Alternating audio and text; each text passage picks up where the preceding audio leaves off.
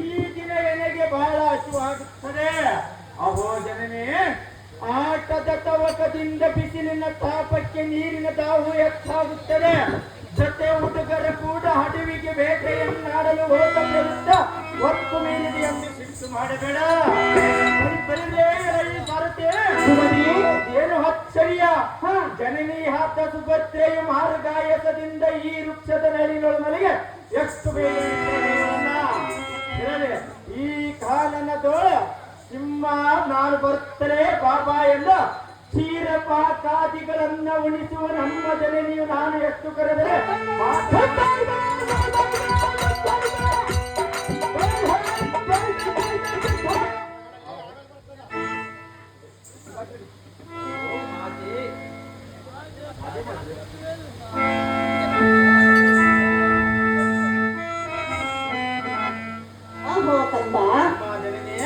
ಎನ್ನ ದುಃಖವನ್ನು ಏನೆಂದು ಹೇಳಲಿ ಮಗನೇ?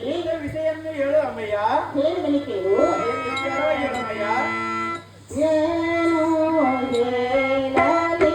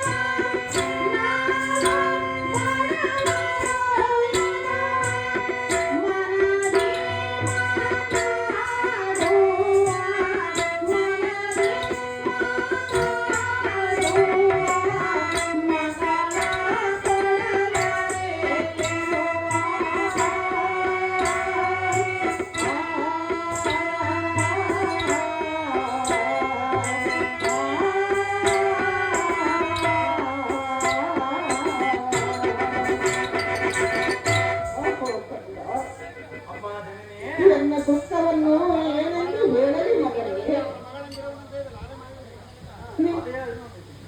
ನಿನ್ನ ಮಾವನಾದ ಬಲರಾಮನು ತನ್ನ ಮಗಳನ್ನು ನಿನಗೆ ಕೊಡುವುದಿಲ್ಲವೆಂದು ಆಡಬಾರದ ಮಾತವನ್ನಾಡಿ ನನ್ನನ್ನು ಮನೆಯಿಂದ ಹೊರ ದಬ್ಬಿದನು. ಪುತ್ರ ಹೀಗಾಯಿತು. ತಾಯಿ, ಸ್ವಲ್ಪ ಕಾರ್ಯಕ್ಕೆ ನೀನು ಇಷ್ಟು ಚಿಂತೆ ಪಡುವುದೇತಕ್ಕೆ? ಅಹೋ ಜನನೇ, ಏಕೋ ಚಿತ್ತ ಬಲರಾಮನು ತನ್ನ ಮಗಳನ್ನು ಕೊಟ್ಟ ತೋಚದ ಎನ್ನಗೆ ಮತಿಯ ಹಾಕತೆ ಓದಿದೆ. ಆತನ ಮಗಳೊಬ್ಬಳೇ ಈ ಪ್ರಪಂಚದೊಳಗಳೆಂದು ಭಾವಿಸಿದನೆ. ಅವೋ ಮಾತೆ ಕಚಿರೇಕೆ ಎಂದ ಸಾವಿರಾರು ಉಡುರಾಜಮುಖಿಯರನ್ನು ತಂದು ನಿಲ್ಲಿಸುವ ಪ್ರಾಣ ಎನಗಿರ ಹೊಟದವರ ಮೇಲೆ ಬಿತ್ತು ಬೇಡುವುದೇತಕ್ಕೆ? ಅಹೋ ಜನನೇ, ಬಲ್ಲಿದನಾದ ನಿನ್ನ ಮಗನಿಗೆ ಮದುವೆಯಿಸಿಯದಲ್ಲಿ ನೀ ಎಷ್ಟು ಮಾತ್ರಕ್ಕೂ ಚಿಂತೆ ಮಾಡುವ ಜನನೇ. ಸೌಖ್ಯ ಪ್ರಧಾಯಿನೇ ಅಮ್ಮ ಜನನೇ,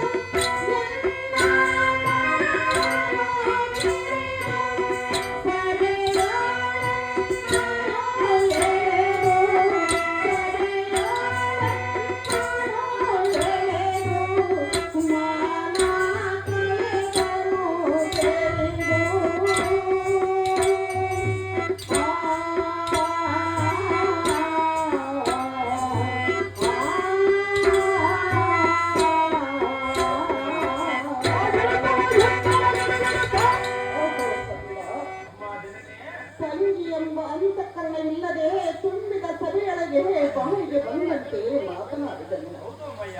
ಅಯ್ಯೋ ಎನ್ನ ಮಗನ ಕಳೆದನು ಪುತ್ರ ಕೋಮಲದತ್ತ.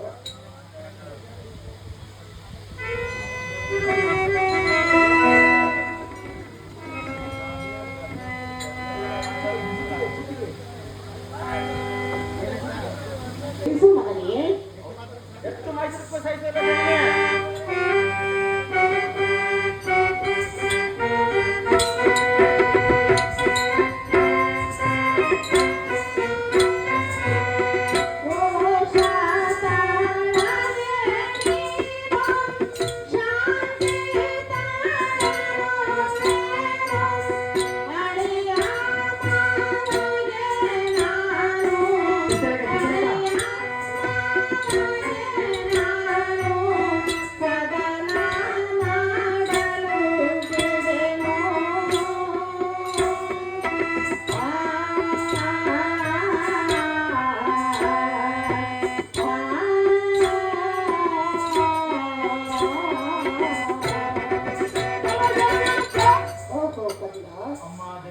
ನಿನ್ನ ಕೋಪವನ್ನು ಸೈರಿಸು.